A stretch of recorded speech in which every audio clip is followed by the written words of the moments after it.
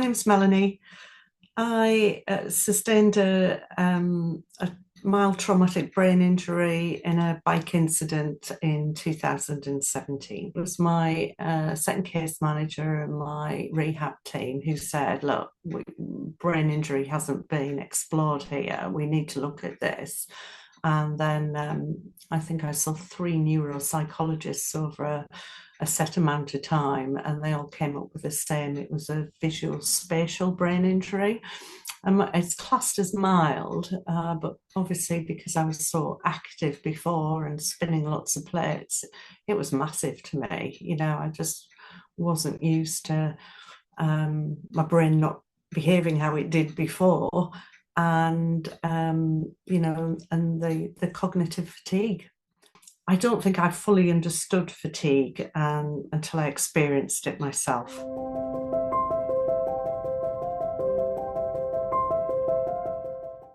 My experience of fatigue was obviously right from the start of the incident, I call it, and I describe it as just like you're doing little bits, after your injuries, and then suddenly you just kind of hit a wall, and I'd say to my husband, family, "Oh, I've just got to go and lie down." And they just see me suddenly go, that's it. I've just hit a wall. I've just got no energy. I'll have to lie down.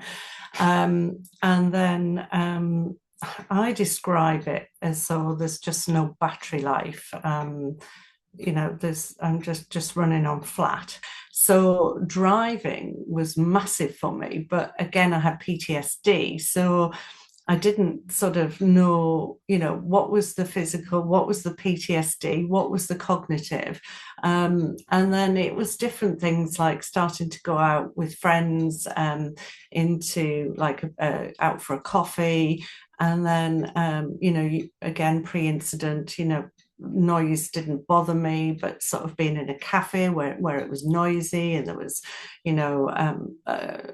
cups banging and coffee being made, and then I would just sort of like say, oh, I'll have to go, and then I would have to sit in the car and again sort of reboot myself before I could even drive. And then I noticed that when I volunteered at the park run, lots of people running towards me. It was like, whoa. And the supermarket was massive as well. I just, again, pre-incident, I was like supermarket sweep, running around the supermarket, everything in a trolley, busy mum. And then, I got the supermarket, and I was kind of like, oh, I feel a bit sort of out of it, a bit drunk. And then I was making mistakes because I was trying to do somebody else's shopping as well. So it was just all out of character. And then being on the computer as well, I had to write lots of uh, sort of complaints and things, and my letters were all over the workplace. And then when I was doing Zoom sessions, I'd have to just go and lay down afterwards. I was exhausted. So there was all these things that started adding up, and it can be very frustrating, but and you can't beat it. Sometimes I think I would just try and, well, initially I was just trying to push through, and I describe myself as sort of like the cartoon character that just falls flat on their face, because you've just run out of energy. So what I did learn was you mustn't let the battery get really flat. You must stop before the batteries. When the battery's draining, you've got to stop.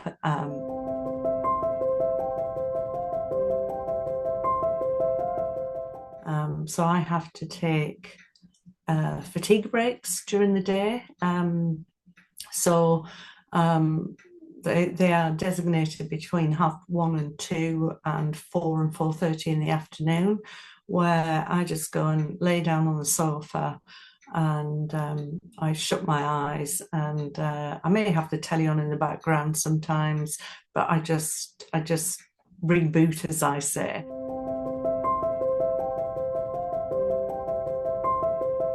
So I've kind of learned now, I've kind of learned little strategies myself. So if I am in the supermarket, and I'm starting to feel a bit overwhelmed, I'll just, I'll divert my gaze, I'll look at the floor, or, I'll just close my eyes a little bit. And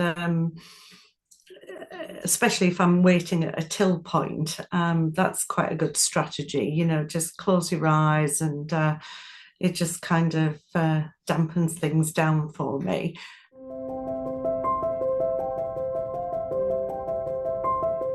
I think it's just trying to look after yourself, trying to get the right amount of sleep, the right food, the right amount of exercise, and obviously the right amount of rest during the day.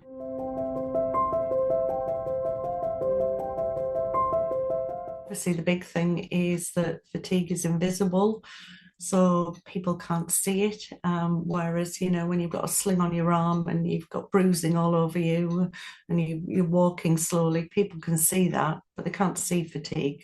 So unless they've had it, or they suffer with it, they don't really have a big understanding of it. I think one of the biggest thing I had with my friends, was, they say, oh, well, I get tired too. And it's like, no, there's a massive difference between tiredness and fatigue. It changes your life, fatigue, yeah, because, and it underpins all of your rehab, because exactly as my neuro-OT said when she came on board, if you don't get fatigue sorted, you can't rehab properly. And I think that's so true, because, I was just trying to push forward all the time and felt as though it was like a game of snakes and ladders.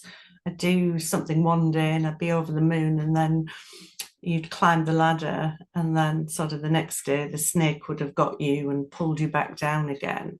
So if you can manage the fatigue, and then you can manage the rest of the rehab with the right people. Yeah, it takes time, but you do learn how to eventually balance your life for you.